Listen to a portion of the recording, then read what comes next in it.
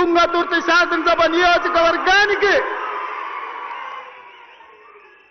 దేవాదుల ద్వారా గోదావరి జలాలను తరలించి మీ ప్రాంతాన్ని సస్యశ్యామలం చేసే వరకు మా ప్రభుత్వం విశ్రమించదు. మేము ఖచ్చితంగా పని చేసి చూపిస్తామని నేను ఈరోజు చెప్పదలుచుకున్నా. ధర్మారెడ్డి కాలువ కావచ్చు, పిలాయపల్లి కాలువ కావచ్చు, బునియాది కాలువ కావచ్చు, ఎస్ఎల్బిసి టన్నెల్ కావచ్చు, ఆనాడు మేము మొదలు పెడితే నువ్వు పూర్తి చేయలేకపోయినావు. ఏట్లో రాయి తీయ కూట్లో రాయి తీయలేనోడంట ఏట్లో మునిగి పెద్ద బండరాయి తీస్తాడంట. ఈ మునగాడంట గోదావరి జలాలు తుంగతుర్తికి తెస్తాడంట. 10 ఏళ్ళు మన గడ్డి వీకినావా, ఫామ్ హౌస్ల దొర దగ్గర గాడిద పని చేసినావా అని నేను అడుగుతున్నా. 10 ఏళ్ళలో ఒక్కరోజైనా ఆలోచన చేసినవా? తులసి వనంలో గంజాయి మొక్కలాక ఆడొక్కడి గెలిచి ఏకలింగం ఏందేందో మాట్లాడుతున్నాడు. ఆ కాంగ్రెస్ పార్టీ కార్యకర్తలారా మీరే చూసుకోండి. ఆ ఏకలింగంను ఇవాళ ఈ నల్గొండ జిల్లా తులసి వనంలో ఒక గంజాయి మొక్క మొలిసింది. పక్కనే వచ్చేసారి కూకటి వేళ్లతో నా గంజాయి మొక్కను బీకే బాధ్యత మీదే అని చెప్పి నేను ఈ సందర్భంగా తెలియజేస్తున్నా.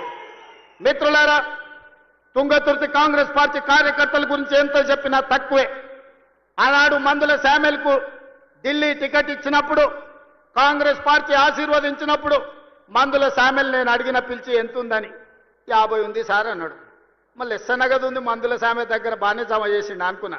50 అంటే అన్నా 50,000 ఉన్నాయి సార్ అన్నాడు. జేబులో 50,000 పెట్టుకొని తుంగతుర్తికి వస్తే 60,000 మెజార్టీతోని గెలిపించిన మీ రక్తాన్ని చెమటగా మార్చి సోనియమ్మ ఆశీర్వదించి పంపించిన మందుల శామ్యుల్ జేబుల్లో సోనియమ్మ పెట్టుకొని ఫోటో పెట్టుకొని వస్తే మీరు గుండెల్లో పెట్టి చూసుకొని భుజాల మీద మోసి ఈరోజు 60,000 పైచిలకు మెజార్టీతోని ఇవాళ ఎమ్మెల్యేని చేసింది. మందుల శామ్యుల్ వాళ్ళందరినీ కుటుంబ సభ్యులు, నీ సోదరులు, వాళ్ళందరినీ నువ్వు మంచిగా చూసుకోవాలి. వాళ్ళందరి కష్ట సుఖాలల్లో కలుపుకపోవాలి. ఓరికి బాధ ఉంటుంది, ఓరికి దుఃఖం ఉంటుంది, ఓరి కోపం ఉంటుంది, ఒకరికి ఆలోచన ఉంటుంది, ఒకరికి ఆశ ఉంటుంది. నువ్వు స్థానిక శాసనసభ్యుడివి, ఓపికతోనే అందరినీ కలుపుకపోవాలి. ఎందుకంటే ఆ ఎల్లా కేవలం సోనియమ్మ మాట మీద నిన్ను 60,000 మెజార్టీతో వీళ్ళే గెలిపించారు. వీళ్ళే భుజాల మీద మోసిన రాయల్లో సోనియమ్మని నమ్ముకొని ఇవాళ వాళ్ళని కడుపులో పెట్టి చూసుకోవాల్సిన పెద్దన్న బాధ్యత నీదే. ఏదన్నా సమస్యలు ఉంటే ఆ పక్కల ఉత్తమాన్ని ఉన్నాడు, లేకపోతే మీ ఎంపీ సాపు చామల కిరణ్ ఉన్నాడు, కాదు కూడదంటే అడ్లూరు లక్ష్మణ్ ఉన్నాడు, అక్కడ కూడా కాకపోతే పైన నేనున్నా. మీరెవ్వరూ ఆధైర్యపడకండి. స్థానిక సంస్థలలో సర్పంచ్ కావచ్చు, ఎంపీటీసీ కావచ్చు, జడ్పీటీసీ కావచ్చు, జిల్లా పరిషత్ కావచ్చు, ఏ ఎన్నికలైనా మిమ్మల్ని గెలిపించే బాధ్యత, మిమ్మల్ని ప్రజాప్రతినిధులను చేసే బాధ్యత పార్టీ తీసుకుంటుంది, ప్రభుత్వం తీసుకుంటుంది. మందుల శామ్యుల్ని గెలిపించిన బాధ్యత మీరు తీసుకున్నారు, మిమ్మల్ని గెలిపించే బాధ్యత పార్టీ తీసుకుంటుంది. తొందరలోనే స్థానిక సంస్థల ఎన్నికలు రాబోతున్నాయి. వేదిక మీద ఉన్న నాయకుల ఎలక్షన్లు అయిపోయినాయి, ఎమ్మెల్యేలు అయిపోయినాయి, ఎమ్మెల్సీలు అయిపోయినాయి, ఎంపీలు అయిపోయినాయి. మా దయాకర్ ఎమ్మెల్సీ అయ్యండు, మా శంకర్ నాయక్ ఎమ్మెల్సీ అయ్యండు, ఆ పక్కల సత్యం ఎమ్మెల్సీ అయ్యండు. 4 ఇస్తే 3 మీకే ఇచ్చినమయ్య. నల్గొండలకు 4 ఎమ్మెల్సీలు కాంగ్రెస్ ఇస్తే 3 మీ నల్గొండకే ఇచ్చినమయ్య. మంత్రులు మీ దగ్గరనే ఉన్నారు, ఎంపీలు అన్నీ మీరే గెలిపించారు, అన్ని మీ నల్గొండకే ఇచ్చినాం. ఏది మిమ్మల్ని కాదనిలే. ఎందుకంటే ఈ నల్గొండలో నిఖార్సైన కాంగ్రెస్ పార్టీ కార్యకర్తలు ఉన్నారు, కష్టపడతారు. కాబట్టి ఇవాళ మీకు అన్ని అవకాశాలు వచ్చినాయి. భవిష్యత్తులో కూడా ఈ నల్గొండ జిల్లాను ప్రత్యేకంగా చూసి ఇక్కడి పార్టీ కార్యకర్తలను కాపాడుకునే బాధ్యత పార్టీ ప్రత్యేకంగా తీసుకుంటుంది. మా మిత్రులు మహేష్ గౌడ్ గారికి అధ్యక్షునికి నేను సూచన చేస్తున్నా, నల్గొండలకు ప్రత్యేకంగా సమయం ఇచ్చి వాళ్ళతోని కూర్చొని మాట్లాడి వాళ్ళ సమస్యలు ఏమున్నాయో తీర్చు. వాళ్ళకి జర ఆవేశం ఎక్కువ కానీ వాళ్ళు షెడ్యూళ్ళు కాదు. జర కోపం వస్తే దాచుకునే తత్వం నల్గొండ జిల్లాకు లేదు. అందుకే ఈ కార్యకర్తలు గట్టిగా కోపంగా మాట్లాడతారు కానీ వివరించి చెప్తే అన్ని వింటారు. నాకు ఆ నమ్మకం, విశ్వాసం ఉంది. చిన్న ఏమన్నా ఉంటే మనం అన్ని కూడా సర్దిద్దుకొని రాబోయే స్థానిక సంస్థలల్లో ఒక్క గంజాయి మొక్క కూడా మొలవనియొద్దు. ఎందుకంటే మీరు అనుకుంటే ఈ జిల్లాల బీఆర్ఎస్ అనేది ఉండదు, నేల మట్టం తూడ్చేసే శక్తి మీకున్నది. అందుకే మిత్రులారా, ఇవాళ ఇది ఒక మంచి కార్యక్రమం. ఇక్కడ ఉండే మా అక్కల్ని, మా చెల్లెళ్ళని నేను అడుగుతున్నా, ఇంటికి వెళ్ళండి, ఇంటి ఆయనతో మాట్లాడండి. చెప్తే ఇంటే సరే, లేకపోతే ఆయనకు చెప్పకర్రి. ఎందుకంటే ఆయన అప్పుడప్పుడు అక్కడిక్కడ చూస్తాడు. సన్నబియ్యం ఇచ్చినమా లేదా ఆలోచన చేయండి. రేషన్ కార్డు వచ్చిందా లేదా ఆలోచన చేయండి. రైతు రుణమాఫీ జరిగిందా లేదా మీరు చూసుకోండి. ఇందిరమ్మ ఇల్లు కట్టుకుంటురా లేదా మీరు ఆలోచన చేయండి. రైతు భరోసా వచ్చిందా లేదా మీరు చూసుకోండి. గ్రామానికి మంచినీళ్ళు వచ్చినాయా లేదా మీరు చూసుకోండి. మీ అన్న, మీ సోదరుడు, మీ తమ్ముడు, మీ రేవంత్ అన్న ఎప్పుడు వచ్చినా మిమ్మల్ని కలుస్తున్నాడా లేదా చూడండి. ఆ ఏళ్ళ ముఖ్యమంత్రి ఎట్లుండే, ఇవాళ మీ అన్ననో మీ తమ్ముడో ఎట్లున్నాడో ఒక్కసారి ఆలోచన చెయ్యండి.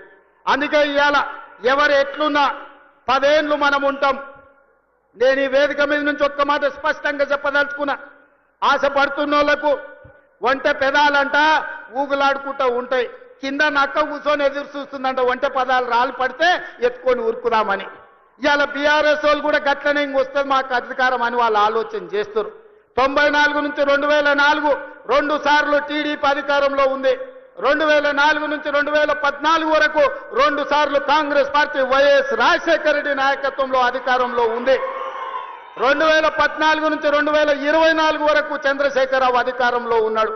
2024 నుంచి 2034 వరకు కాంగ్రెస్ పార్టీ కార్యకర్తల అధికారంలో ఉంటారు. 10 ఏళ్ళు తెలంగాణ గడ్డ మీద కాంగ్రెస్ జెండా రెపరెపలాడుతూనే ఉంటది.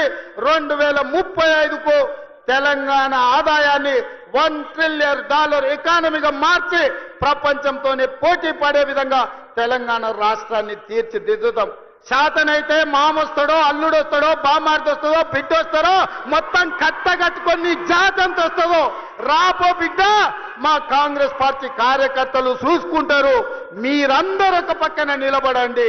మా కాంగ్రెస్ పార్టీ కార్యకర్తలు ఇంకొక పక్కన నిలబడతారు. 10 ఏళ్ళు ఎవడు వచ్చినా, ఎవడు ఏడ్చినా, ఎవడన్నా పోయి బాయిలో దుంకి సచ్చినా ఇందిరమ్మ రాజ్యమే ఉంటది, రైతు రాజ్యం ఉంటది. వ్యవసాయం దండుగ కాదు, వ్యవసాయాన్ని పండుగ చేసి ప్రతి కాంగ్రెస్ పార్టీ కార్యకర్తను వాళ్ళ జీవితాన్ని ప్రజలకు అంకితం చేసే విధంగా మన పరిపాలన ఉంటుంది. తెలంగాణ మోడల్ ఇవాళ ఎస్సీ ఉపకులాల వర్గీకరణ భారతదేశంలోనే అమలు చేసిన ఏకైక రాష్ట్రం తెలంగాణ రాష్ట్రం. అదేవిధంగా 1931లో బ్రిటిష్ వాళ్ళు కులగణన చేస్తే 100 ఏళ్ల తర్వాత భారతదేశంలో మొట్టమొదటి రాష్ట్రం తెలంగాణ రాష్ట్రం. జనగణనలో కుల గణన చేసి దేశానికి ఆదర్శంగా నిలబడి నరేంద్ర మోడీ మెడలు వంచి దేశంలోనే కులగణన చేసే విధంగా ఇవాళ పరిపాలన అందిస్తున్న రాష్ట్రం తెలంగాణ రాష్ట్రం.